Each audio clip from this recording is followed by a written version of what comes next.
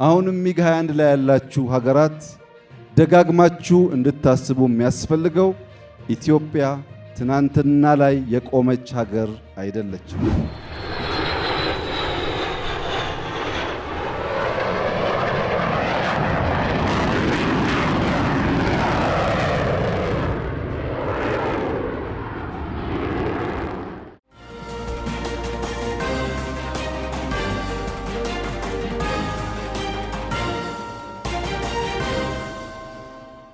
ጠቅላይ ሚኒስትር አብይ አንዳንዴ የምትስቱ ቁማችሁ የቀራችሁ ወደፊት መራመድ የምትቸገሩ ሱ30 J10 ወይም ከዚያ ያለፉ ቴክኖሎጂዎች ሲጠሩ ይሄ ደግሞ ምንድነው ብላችሁ ግራ የሚገባችሁ አሁንም ሚግ 21 ላይ ያላችሁ ሀገራት ደጋግማችሁ እንድታስቡ ሲሉ አስጠንቅቀዋል። ይህ መልእክት ወደ ኤርትራ የተወረወረ ይመስላል። በኢትዮጵያ አየር ኃይል የ9ኛ ዓመት የምስረታ ክብረ በዓል ላይ የተገኙት ጠቅላይ ሚኒስትር አብይ አህመድ ከተናገሯቸው የተወሰዱ አንኳር ነጥቦችን እናስደምጣቸዋለን። የሩሲያው ፕሬዝዳንት ቭላዲሚር ፑቲን ለኢትዮጵያ ሰጥተዋል ወይም ሸጠዋል በሚል የሚታመነው ዘመናዊ ጄትም ትኩረታችን ነው። ከዚሁ ጋር በተገናኘ ሩሲያ የኢትዮጵያን አየር ኃይል የፈጠረው የኛ ፓይለት ነው ብላለች።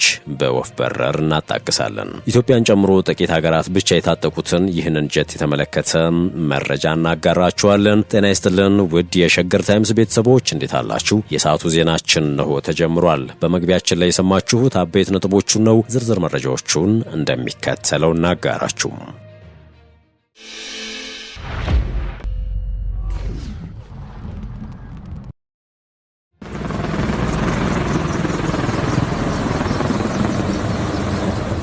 ጠቅላይ ሚኒስትር አብይ አንዳንዴ የምትስቱ ቆማችሁ የቀራችሁ ወደፊት መራመድ የምትቸገሩ ሱ30 J10 ወይም ከዚያ ያለፉ ቴክኖሎጂዎች ሲጠሩ ይሄ ደግሞ ምንድነው ብላችሁ ግራ የሚገባችሁ አሁንም ሚግ 21 ላይ ያላችሁ ሀገራት ደጋግማችሁ እንድታስቡ ሲሉ አስጠንቅቀዋል።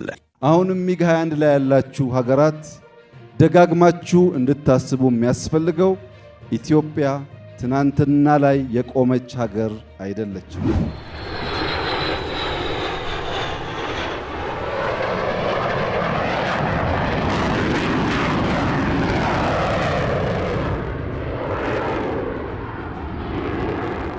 ይህ መልእክት ወደ ኤርትራ የተወረወረ ይመስላል። በኢትዮጵያ አየር ኃይል የ9ኛ ዓመት የምስረታ ክብረ በዓል ላይ የተገኙት የኢፌዴሪ ጠቅላይ ሚኒስትር አብይ አህመድ ንግግር አድርገዋል። በክብረ በዓሉ ላይ ባልተለመደ መልኩ ሌተናንት ጀነራል ጻድቃን ገብረተንሳይን ጨምሮ የቀድሞ የኢፌዴሪ መከላከያ ሰራዊት ጠቅላይ ኤታማዦር ሹም የነበሩት ጀነራል ሳሞራ የኑስ ተገኝተዋል። ጠቅላይ ሚኒስትር አብይ አህመድ ባደረጉት ንግግር በሚቀጥሉት 5 ዓመታት አሁን ያለንበትን የአየር ኃይል አቅም በእጥፍ ደረጃ ለማሳደግ የኢትዮጵያ መንግስት ግልጽ በጀትና ምንጭ ለይቶ ከዋና ዋና አምራቾች ጋር በትብብር ስራ ጀምሯል ብለዋል። በተጨማሪም ከአየር ጥቃት ኢትዮጵያን ለመከላከል የሚያስችሉ በርካታ ቴክኖሎጂዎችን ለመታጠቅና ብቃታችንን ከፍ ለማድረግ ሰርተናል ያሉ ሲሆን በ2030 ወደ 5ኛው ትውልድ የሚሸጋገር በቁጥርም ከተዋጊ አንጻር አሁን ያለውን በእጥፍ ቁጥር የምናሳድግ ይሆናል ብለዋል። ጠቅላይ ሚኒስትሩ ንግግራቸውን ሲቀጥሉም ላለፉት 9 ዓመታት የኢትዮጵያ አየር ኃይል በብዙ ከፍታና በብዙ ዝቅታ ውስጥ አልፏል።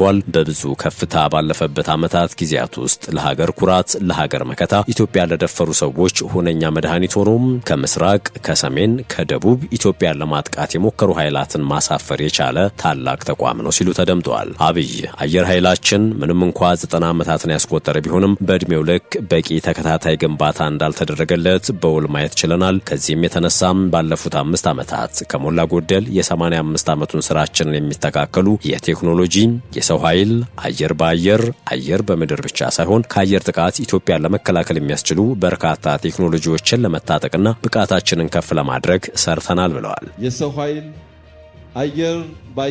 አየር በምድር ብቻ ሳይሆን ከአየር ጥቃት ኢትዮጵያን ለመከላከል የሚያስችል በርከት ያሉ ቴክኖሎጂዎች ለመታጠቅና ብቃታችንን ከፍ ለማድረግ ሰርተናል። በሚቀጥሉት 5 ዓመታት አሁን ያለንበትን የአየር ኃይል አቅም በእጥፍ ደረጃ ለማሳደግ የኢትዮጵያ መንግስት ግልጽ እቅድ፣ በጀትና ምንጭ ለይቶ ከዋና ዋና አምራቾች ጋር በትብብር ስራ ጀምሯል።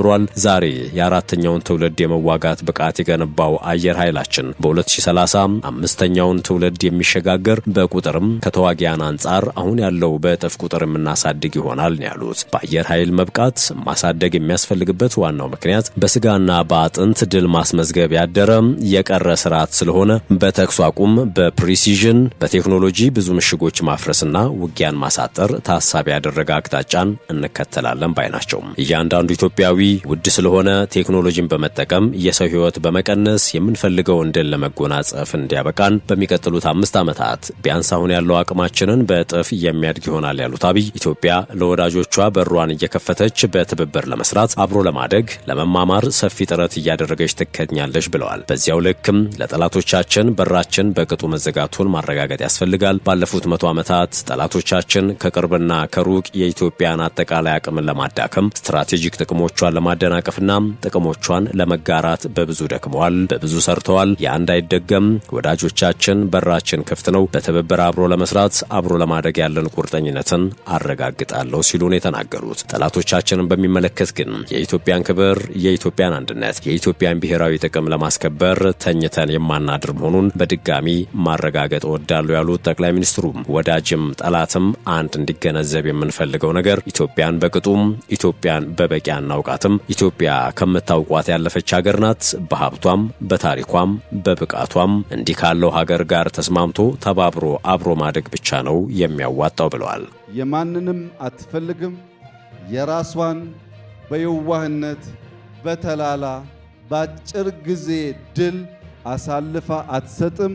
አብይ ኢትዮጵያ የማንንም አትፈልግም፣ የራሷንም በየዋህነትና በተላላነት ለማንም አሳልፋ አትሰጥም ያሉ ሲሆን የተሰጠ ካለም ማወራረዷን እንደማትተው አጽንኦት ሰጥተዋል። ከዚያ ውጭ ያሉ አማራጭ ጥፋት ስለሚያስከትል አንዳንዴ የምትስቱ ቆማችሁ የቀራችሁ ወደፊት መራመድ የምትቸገሩ ሱ30 G10 ወይም ከዚህ ያለፉ ቴክኖሎጂዎች ሲጠሩ ይሄ ደግሞ ምንድነው ብላችሁ ግራ የሚገባችሁ አሁንም ሚግ 21 ላይ ያላችሁ ሀገራት ደጋግማችሁ እንድታስቡ የሚያስፈልገው ኢትዮጵያ ትላንትና ላይ የቆመች ሀገር አይደለችም ሲሉ ነው የተደመጡት። አብይ ኢትዮጵያ ነገን ለመዋጀት አበክራ የምትሰራ ሀገር ናት። የማንንም አትፈልግም፣ የራሷን በየዋህነት በተላላነት በአጭር ጊዜ ድል አሳልፋ አትሰጥም፣ የተሰጠ ካለም ማወራረዷን አትተውም የሚለውን አስምረውበታል። በበዓሉ ላይ የተለያዩ ሀገራት ወታደራዊ አታሼዎችና የክብር እንግዶች ሁነቱን ታድመው ነበረ። ከነዚህ በተጨማሪም የቀድሞዎቹ ኢታማዦር ሹሞች ሌተናንት ጀነራል ጻድቃን ገብረትንሳኤና ጀነራል ሳሞራ ዩኑስ ተገኝተው ነበር። ጠቅላይ ሚኒስትር አብይ እነዚህን የቀድሞ ኢታማዦር ሹሞችን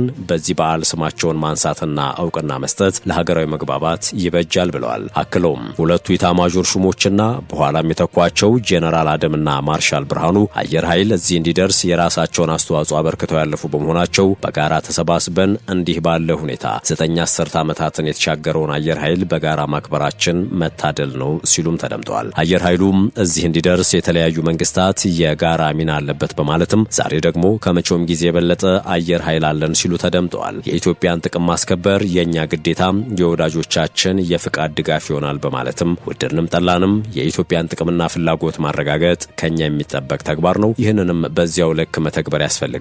እኛ ያለ ኢትዮጵያ እናት የለንም፣ ኢትዮጵያም ያለኛ ልጆች የላትም ሲሉ አክለዋል።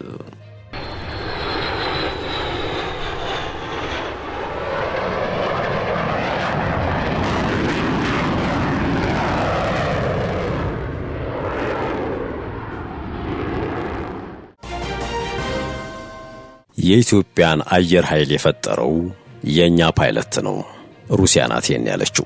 አዲስ አበባ የሚገኘው የሩሲያ ኤምባሲ የኢትዮጵያ አየር ኃይል የተመሰረተበትን 9ኛ ዓመት በዓልን በማስመልከት ባሰራጨው ታሪካዊ ዶሴ የኢትዮጵያን አየር ኃይል የፈጠርነው እኛ ነን ብሏል። ሩሲያና ኢትዮጵያ ረጅም ወዳጅነትና የአጋርነት ታሪክ አላቸው ሲል ያወሳው ኤምባሲው የኢትዮጵያ አየር ኃይል 9ኛ ዓመት የምስረታ በዓልን ምክንያት በማድረግ የኢፌዴሪ አየር ኃይልን የፈጠረውን ድንቅ ግለሰብ አብራሪ ሚካኤል ኢቫኖቪች ቢባቼቭን ታሪክ ለማካፈል እንወዳለን ሲል ነው የጻፈው። መረጃዎች እንደሚያሳዩት የኢትዮጵያ አየር ኃይል እንዲመሰረት የአንበሳውን ድርሻ የሚወስዱት አጼ ኃይለሥላሴ ናቸው። ወቅቱም በፈረንጆቹ 1929 ነበረ። ነገር ግን አንድ ድንቅ ሙያተኛ እንደዚሁም ሁለት ሀገራት ለተቋሙ ምስረታ የጎላ ሚና ተጫውተውም ነበር። እነርሱም አዲስ አበባ የሚገኘው የሩሲያ ኤምባሲ የጠቀሰው አብራሪ ሚሃይል ኢቫኖቪች ባቢቼቭና ስልጠናዎችን በማመቻቸት ስዊድንና አሜሪካ ይጠቀሳሉ። ከሞስኮ ጉዳይ አልወጣንም። የሩሲያው ፕሬዝዳንት ቭላዲሚር ፑቲን ለኢትዮጵያ ሰጥተዋል ወይንም ሸጠዋል በሚል የሚታመነው ዘመናዊ ጀት የኢትዮጵያ አየር ኃይል 9ኛ ዓመት ክብረ በዓልን በማስመልከት የተዘጋጀው የአቪዬሽን ኤክስፖ 2026 በትላንትናው ዕለት ጠቅላይ ሚኒስትር አብይ አህመድ በተገኙበት ተከፍቷል። በወቅቱ ከታዩ የጦር ጀቶች መካከል አንዱ ራሽያ ሰራሹ ያክ 130 የተባለው ጀት ነው። ይህ የጦር ጀት ኢትዮጵያ ለመጀመሪያ ጊዜ በአደባባይ ያሳየችው እንደሆነ የሚነገር ሲሆን ለልምምድና ቀላል የአየር ላይ ውጊያዎች የሚውል ትጥቅ ስለመሆኑ መረጃዎች ያሳያሉ። የአቪዬሽን ምንጮች እንደሚሉት ከሆነ ይህ ያክ 130 የተባለው የልምምድና ውጊያ የጦር ጀት ኢትዮጵያ እጅ ገብቷል ተብሎ የሚታሰበው በቅርቡ እንደሆነም ይነገራል። ባሳለፍነው የፈረንጆቹ 2025 ዓመት መጨረሻ አካባቢ ከሩሲያ ወደ ኢትዮጵያ የካርጎ ጭነቶች ከወትሮ በተለየ ተደጋግመው እንደተጓጓዙም ነው የተጠቆመው። በዚህም መሰረት ይህ የሶስተኛውን ትውልድ የአቪዬሽን ባለሙያዎችን ለማብቃት ይውላል የተባለ የጦር ጀት በዚህ ተደጋጋሚ ካርጎ በረራ ወደ ኢትዮጵያ እንደገባም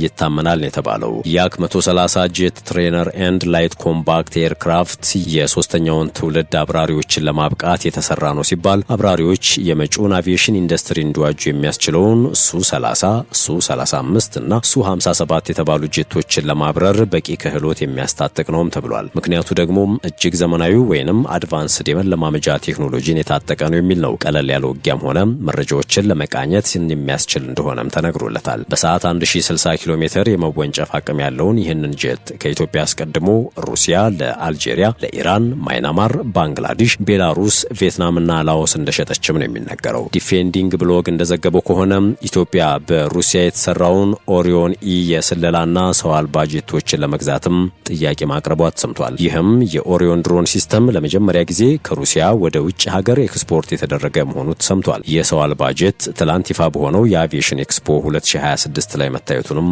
መረጃዎች ጠቁመዋል። ከዚሁ ጋር በተያያዘ ኢትዮጵያ የአየር ኃይሏን አቅም በ2030 ወደ 5ኛው ትውልድ ለማሸጋገር ማቀዷ ተሰምቷል። መንግስት በቀጣዮቹ 5 ዓመታት የኢትዮጵያን አየር ኃይል የመዋጋት አቅም አሁን ካለበት በእጥፍ ለማሳደግና እንደ አውሮፓውያን አቆጣጠር በ2030 ወደ 5ኛው ትውልድ የመዋጋት ቴክኖሎጂ ለማሸጋገር መደበኛ እቅድ ይዞ እየሰራ መሆኑን አስታውቋል። ጠቅላይ ሚኒስትር አብይ አህመድ በኢፌዴሪ አየር ኃይል 9ኛ ዓመት የምስረታ ክብረ በዓል ላይ ባሰሙት ንግግር የሀገር መከላከያ ቁልፍ ትኩረት በቴክኖሎጂ ግዢ ላይ ብቻ ሳይሆን በበቃ የሰው ኃይል ግንባታ ላይ መሆን እንዳለበት፣ የበቃ የሰው ኃይል ከሌለ ማሽኑ ብቻውን በቂ ተዋጊ ሊሆን አይችልም ሲሉ ተናግረውም የሀገራቸውን የሚወዱና መማር የማይሰለቻቸው ጀግኖችን ማፍራት የአየር ኃይሉ ቀዳሚ ተግባር መሆኑን አጽንኦት ሰጥተዋል። የሀገር ደህንነትን ማረጋገጥ ከኢኮኖሚ እድገት ጋር በቀጥታ የተያያዘ መሆኑን ያመለከቱት ጠቅላይ ሚኒስትሩ በኢትዮጵያ ባለፈው ዓመት 9.2 በመቶ እድገት የተመዘገበ ሲሆን በዚህ ዓመት ደግሞ ቢያንስ 10.3 በመቶ እድገት እንደሚመዘገብ የ6 ወር አፈጻጸሙ እንደሚያሳይ ገልጸዋል። በግብርናም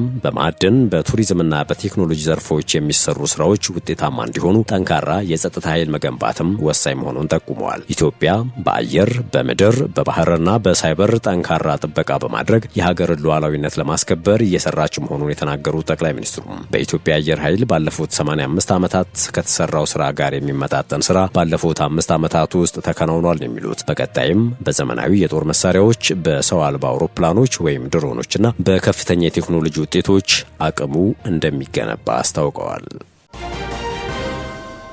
በመጨረሻም በአማራ ክልል መንግስትና በአማራ ፋኖ ህዝባዊ ድርጅት አፋድ መካከል የተደረሰው የዘላቂ ሰላም ስምምነት የተሳካ ውጤት እያመጣ ነው ሲል የክልሉ ሰላምና ጸጥታ ቢሮ ገለጸ። የታድሶ ስልጠና የወሰዱ የቀድሞ ታጣቂዎች የማጠናቀቂያ መርሃ ግብር በደብረ ብርሃን ከተማ ተካሂዷል። የአማራ ክልል ሰላምና ጸጥታ ቢሮ ምክትል ኃላፊ ደጀኔ ልመነ በዚህ ወቅት ባደረጉት ንግግር በክልሉ መንግስትና በአማራ ፋኖ ህዝባዊ ድርጅት መካከል የተደረሰው የዘላቂ ሰላም ስምምነት የተሳካ ውጤት እያመጣ መሆኑን ገልጸዋል። በተደረሰው የሰላም ስምምነት መሰረት የቀድሞ ታጣቂዎች ትጥቃቸውን በመፍታት በየቀኑ እየገቡ ነው ያሉት። መንግስትም የተሃድሶ ስልጠና በመስጠት በዘላቂነት የማቋቋም ስራ መቀጠሉን ተናግረዋል። አሁን ላይ በክልሉ አስተማማኝ ሰላምና መረጋጋት መኖሩን ጠቅሰው ይህም ለልማትና የመልካም አስተዳደር ስራዎች ቀጣይነት ምቹ ሁኔታ ፈጥሯል ብለዋል። መንግስት ለዘላቂ ሰላምና ልማት በትጋትና በቁርጠኝነት እየሰራ መሆኑን የተናገሩት ደግሞ በብሔራዊ ተሃድሶ ኮሚሽን የስልጠና ዳይሬክተር ብርሃኑ ተስፋዬ ናቸው። የቀድሞ ታጣቂዎችን በዘላቂነት የማቋቋም ስራ የዚሁ ጥረት አካል መሆኑን አስታውቀዋል። የተሃድሶ ስልጠና ወስደው የተመረቁ የቀድሞ ታጣቂዎች በሚሰማሩበት የልማት መስክ ሁሉ ለሀገር ሰላምና ልማት የላቀ አበርክቶ እንደሚኖራቸውም አመላክተዋል። ለሀገር ዘላቂ ሰላምና ልማት በጋራ በመቆም መስራት የዜጎች ኃላፊነት ሊሆን ይገባል ሲሉም ተናግረዋል። የቀድሞ ታጣቂዎችም የበደሉትን ህዝብ በልማት ለመካስ ዝግጁ መሆናቸውን ባወጡት ባለ 8 ነጥብ የአቋም መግለጫ አረጋግጠዋል። የተከበራችሁ የሸገር ታይምስ ቤተሰቦች የሰዓቱ ዜናችን አበቃ። በያላችሁበት ሰናይ ጊዜ።